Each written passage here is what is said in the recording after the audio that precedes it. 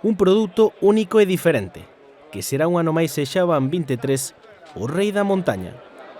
A deputada de Turismo e o alcalde da Fonsagrada mostraron hoxe algúns dos produtos que se poderán degustar o vindeiro sábado e domingo nunha nova edición da Feira do Butelo.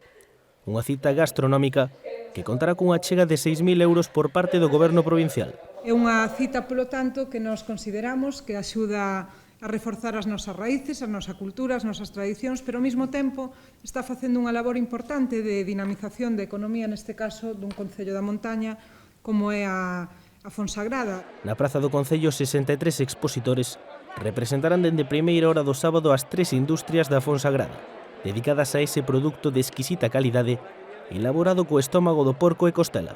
De produtos derivados do cocho, as 3 industrias que hai ali en Fonsagrada que elaboran este produto butelo, onde van a expoñer e vender estes 2 días ao redor perto de 5.000 kilos de produtos cárnicos.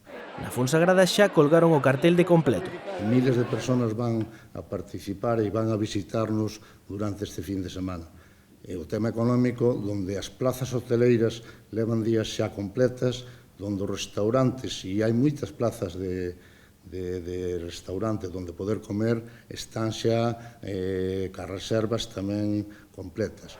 A Feira Estrela da Montaña non só contará con produtos alimenticios típicos da zona, senón tamén con postos de artesanía, dando paso ao longo do domingo a distintas actuacións musicais e a entrega do Butelo de Ouro. E, por suposto, a entrega dese xa sonado Butelo de Ouro, que este ano creo que recae na figura de Gumersindo Rego Fernández.